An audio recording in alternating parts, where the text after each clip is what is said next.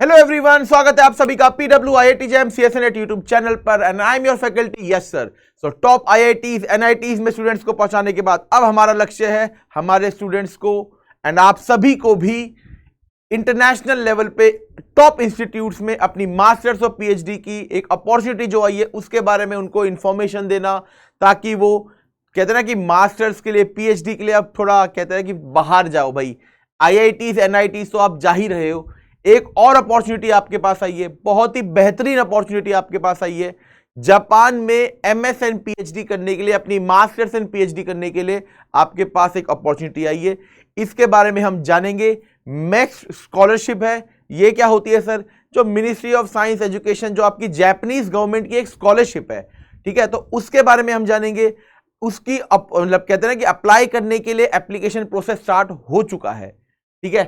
आप मेरे राइट में देख सकते हो 15 मई 2026 आपकी लास्ट डे होने वाली है, लास्ट डेट होने वाला है एप्लीकेशन का। तो भाई लास्ट तक तो वेट हमको करना नहीं है, ठीक है।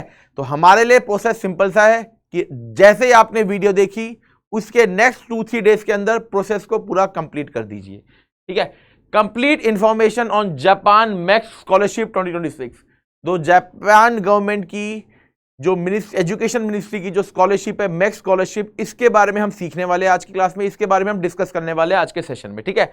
तो जापान में एमएस एंड पीएचडी संपूर्ण आपको जो रोड मैप मिलने वाला है अबाउट द मैक्स स्कॉलरशिप, कैसे इसको हम लोगों को अवेल करना है एंड कैसे हमको अप्लाई करना है, ठीक है। तो इसकी जो एडवर्टीजमेंट आई है गाइज, इसकी जो एडवर्टीजमेंट आई है वो आपको ऐसा देखने को मिलेगा। अगर आप किसी सोशल मीडिया प्लेटफॉर्म पे देखते हो तो कहीं भी आपको देखते हो तो उनकी ऑफिशियल एडवर्टीजमेंट ये है, जापान इज कॉलिंग, जापान आपको बुला रहा है, ठीक है। एप्लीकेशन पीरियड अप्रैल 20 अप्रैल से स्टार्ट हो चुका है एंड मई 15 मई तक आपके पास चलने वाला है। The best Indian students to conduct their MS and PhD courses in Japan with Japanese government MEXT scholarship. तो मैंने बताया जो जापानीज गवर्नमेंट की जो खुद की स्कॉलरशिप है ना, उनकी जो मिनिस्ट्री की जो स्कॉलरशिप है, ये मैक्स उसका फुल फॉर्म आप देखोगे तो ministry of education sports science culture, उसके रिलेटेड आपका जो उनकी मिनिस्ट्री है उनकी खुद की वो स्कॉलरशिप प्रोवाइड करते हैं। जैसे हमारे इंडिया में क्या होता है, जेआरएफ होता है, उसके लिए क्या करना पड़ता है, सीएसएनएट का एग्जाम देना पड़ता है, वैसे ही वहां पे मैक्स स्कॉलरशिप है आपके पास। तो बेसिकली इट इज एक फाइनेंशियल एड होती है, फाइनेंशियल हेल्प होती है जो बच्चों को दी जाती है अपनी स्टडीज को परस्यू करने के साइमल्टेनियसली। अच्छा, एंड जापान के साथ आपको पता है हमारी बहुत अच्छे फ्रेंडली नेचर, मतलब कहते हैं ना कि बॉन्ड भी बहुत अच्छा है हमारे उस कंट्री के साथ, अच्छे फ्रेंडली रिलेशंस भी है हमारे साथ। तो एक ऐसी कंट्री है जहां आप अपने फ्यूचर में कहते हैं ना कि डिग्री लेने के लिए ये नहीं सोचोगे कि सर कहीं खतरा तो नहीं है उस देश में। तो it is actually a good thing and indeed a very great university and great place जहां पे आप अपने पढ़ाई को आगे ले जा सकते हो, अपॉर्चुनिटीज को अवेल कर सकते हो, ठीक है। तो मैक्स स्कॉलरशिप है गाइस एंड ये सारे उसके पास सारे के सारे सब्जेक्ट्स हैं जो आप देख सकते हो। अभी इन केस आपको अभी डिटेल में नहीं दिख पा रहा है, ठीक है, तो इसकी ऑफिशियल वेबसाइट के पास चलो अब हम चलते हैं और वहां देखते हैं कि कैसे हम लोगों को ढूंढेगा, मतलब मिलेगा सब कुछ। Embassy of Japan New Delhi invites application forms from the students for the following fields to conduct their MS and PhD courses in university and research institutes in Japan with prestigious Japanese government max scholarship। तो मैंने बताया Japanese government की ही scholarship है, ठीक है। तो आ जाओगी जी, आपको सर्च क्या करना है, आपको अपना गूगल खोलना है, ठीक है। सर्च इंजन में सर्च करना है EMB-जापान। तो बेसिकली एम्बेसी जापान आपको सर्च करना है। एम्बेसी जापान सर्च करने के बाद आप थोड़ा सा ऊपर देखोगे, पहला ही आपके पास होगा embassy of Japan in India, और उसमें जो पहला आपको दिख रहा होगा MEXT scholarship, the purpose of the scholarship program is to accept all excellent. तो इस पर टच कर देते हैं, इसको ओपन कर देते हैं हम लोग, ठीक है। इसको ओपन करने के बाद to accept excellent human resources from foreign countries including India to Japan as international students.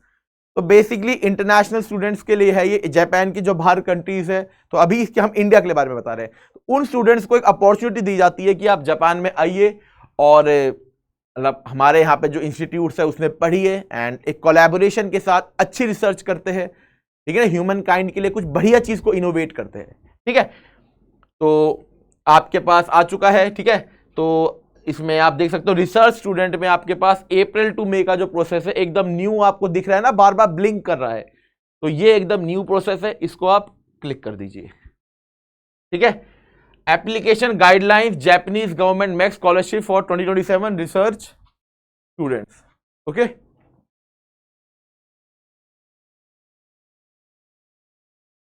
तो टाइप 1, ठीक है, आप देख सकते हो मास्टर्स पीएचडी कोर्सेज है आपके पास है। एज क्या होनी चाहिए, 35 एज से अंडर होने चाहिए आप। ठीक है, तो 35 साल से आपकी एक अपर लिमिट होनी चाहिए एज की, उससे कम आपकी एज होनी चाहिए। ठीक है, फील्ड्स ऑफ स्टडी क्या है, अगर आप ह्यूमैनिटीज बैकग्राउंड से हो तो आप कर सकते हो, अगर आप सोशल साइंस बैकग्राउंड से हो, मैथमेटिकल साइंस बैकग्राउंड से हो, physics, chemistry and chemical engineering, biology and biotechnology and similarly आपके पास कंप्लीट लिस्ट आपको दिख रही है। अगर आप इसमें से किसी भी सब्जेक्ट आपकी फील्ड ऑफ स्टडी है तो आप एलिजिबल हो एंड आप अपने इंटरेस्ट को यहां पे परस्यू कर सकते हो कोर्स लेके। क्वालिफिकेशन एंड कंडीशंस, तो in addition to the qualification and eligibility criteria listed in the guidelines the following would apply. अगर आप मास्टर्स का करने जाते हो, जैसे वहां पे एमएस बोला जाता है, मास्टर्स कोर्स आप करने जाते हो, तो आपके पास 70% मिनिमम मार्क्स होने चाहिए और कैंडिडेट्स को अपनी मार्कशीट एंड डिग्री मिल जानी चाहिए 30 सितंबर 2027 से पहले। अक्टूबर 2027 के बैच के लिए आपको पहले मिल जानी चाहिए। पीएचडी करने के चाहते हो तो आपके पास मास्टर्स होनी चाहिए इंडिया में किसी भी रिकॉग्नाइज यूनिवर्सिटी से 70, मतलब नॉट जस्ट इंडिया, कहीं से भी हो सकती है। अगर आपको यहां पे अप्लाई करना है तो मिनिमम 70% मार्क्स के साथ आपको अपनी एमएससी को कंप्लीट कर लेना चाहिए। ठीक है, and the last date is कि आपको 30 सितंबर से पहले आपको ये सब चीजें आपको मिल जानी चाहिए, राइट। टर्म्स ऑफ स्कॉलरशिप, तो non regular students and regular students enrol in masters और डॉक्टरल कोर्सेज, तो आप दोनों स्कॉलरशिप को आप देख सकते हो। ठीक है, अगर आप साथ साथ पार्ट टाइम टाइप करना चाहते हो तो उससे रिलेटेड भी यहाँ पे है आपके पास डिटेल्स। ठीक है, एंड रेगुलर अगर आप स्टूडेंट बनना चाहते हो ना, ऑब्वियसली आई विल रिकमेंड, अगर आप जा रहे हो फॉरेन तो रेगुलर स्टडीज अपनी फॉलो करो आप। ठीक है, तो उसके लिए आपके पास स्कॉलरशिप मिलेगी एंड मैक्स स्कॉलरशिप सच में पैसा बहुत अच्छा ही देती है। अगर आप स्टाइपेंड की ही बात करते हो, अच्छा पहली बात सर कितने बच्चों को मिलेगी, नंबर ऑफ स्कॉलरशिप्स कितनी है, इसके बारे में अभी कोई इंफॉर्मेशन नहीं आई है। स्कॉलरशिप मिलेगी, अच्छे खासे यूनिट्स ऑफ मतलब क्वांटिटी वो देने वाले हैं, बट कितनी अभी ये ऑफिशियली अनाउंस नहीं हुआ है। और कितना पैसा मिलेगा, स्टाइपेंड कितना मिलेगा उसको देख लेते हैं। तो आपको देख सकते हो कि 140, मतलब उनके जो अपनी करेंसी में बात करते हो तो 83,100 रुपीज आपको इंडियन करेंसी में पर मंथ मिलेगा। और ऐसे ही आपके पास मास्टर्स उसमें कर रहे हो तो 84,700 एंड अगर आप पीएचडी कर रहे हो तो 85,300। तो ऐसे ही कुछ आपको समझ लो 85 समवेयर अराउंड आपको 85,000 रुपए मंथली आपको मिलेगा। एंड अब बोलोगे सर ये तो कम है। अब देखो भाई जापानीज गवर्नमेंट का आप अगले ही उसमें देख लेना एजुकेशन फीस, तो एजुकेशन फीस में आपका खर्चा नहीं होने वाला है। जैसे यहां पे आपको पैसा देना पड़ता है इंस्टीट्यूट्स में, ठीक है, स्कॉलरशिप मिलती है बट यू नीड टू पे, आपको पैसा देना पड़ता है इंस्टीट्यूट्स की फीस के लिए, एजुकेशन फीस एंड ऑल। वहां पे ऐसा कुछ भी नहीं है, एजुकेशन फीस आपकी एग्जेम्प्टेड रहेगी। ट्रैवलिंग एक्सपेंसेस अगर आप जाते हो, ऑब्वियसली बात है आप इंडिया से वहां जाओगे सिलेक्ट होते हैं तो आपका आने जाने का जो खर्चा होगा, round trip air fare will be provided, तो आपका आना जाने का भी पैसा दे will provide. Okay, how to apply, document screening will be conducted based on the preliminary application form provided below. Applicants should email the completed form as an attachment. The deadline for submission is 15th May 2026 at 11:59 PM. तो basically 15 मई आपकी last date है guys. ठीक है, 15 मई आपकी last date है, उससे पहले आपको सब कुछ फिल कर देना है। एंड एप्लीकेशन फॉर्म के लिए आपको इस पर क्लिक कर दोगे तो आपका अब जैसे यहाँ पे डाउनलोड हो चुका है ना, ये आपके पास पूरा का पूरा फॉर्म खुल जाएगा। तो ये फॉर्म तो आई गेस अब आप लोग IIT जैम नेट ये सब इतने फॉर्म्स फिल कर चुके हो आप, तो ये सब चीजें आपको फिल करना it is not something bigger deal, right. 10th 12th के मार्क्स डालने, अगर आप PhD कर चुके, कोई एग्जाम क्वालिफाई किया है तो वो एग्जाम की डिटेल्स, ये सब चीजें आपको अपनी नॉर्मल जो डिटेल्स है आपको फिल कर देनी है। इट इज नॉट समथिंग कि जो आप लोग फैमिलियर नहीं हो। इंडियन जो एग्जाम्स यूनिवर्सिटीज के आप एप्लीकेशन फॉर्म फिल करते हो सिमिलर वैसा ही है। ठीक है, ईमेल करने के लिए यू हैव दिस ईमेल जिसमें आपको अपनी डॉक्यूमेंटेशन जैसे अभी लिखा था ना, as an attachment you need to attach. ठीक है, application received after the aforesaid date mention will be automatically rejected, मतलब अगर आप 15 मई के बाद जागते हो या फिर वीडियो पहले देख ली बट भूल गए, वीडियो सेव करना भूल गए, ठीक है, और 15 मई के बाद अगर आप ये सेम प्रोसेस करते हो तो ऑब्वियसली आपका ऑटोमेटिकली वो सब कुछ रिजेक्ट हो जाएगा। ठीक है, तो अगर आप शॉर्टलिस्ट हो जाते हो तो फिर उसके बाद आपके पास एक डॉक्यूमेंटेशन एंड फर्दर चीजों के लिए आपके पास ऑन ईमेल आपके पास सारा नेक्स्ट प्रोसेस आपको बता दिया जाएगा, ठीक है।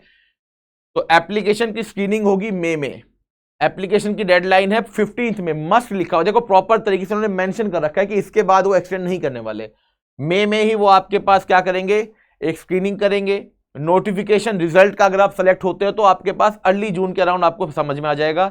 एक रिटर्न एग्जाम ले रहे हैं वो लोग, भाई देखो पैसा लेंगे तो मे बी कुछ ना कुछ तो होगा ना, तो they are going to conduct a return exam, ठीक है। जैसे हमारे यहाँ नेट जेआरएफ जैम में तो चलो पैसा नहीं मिलता, बट नेट जेआरएफ गेट, तो इसलिए यहां पे भी आपके पास सेम है, they are going to conduct a return exam which is schedule on 28 June. Interview आपके पास अर्ली जुलाई होगा, ठीक है।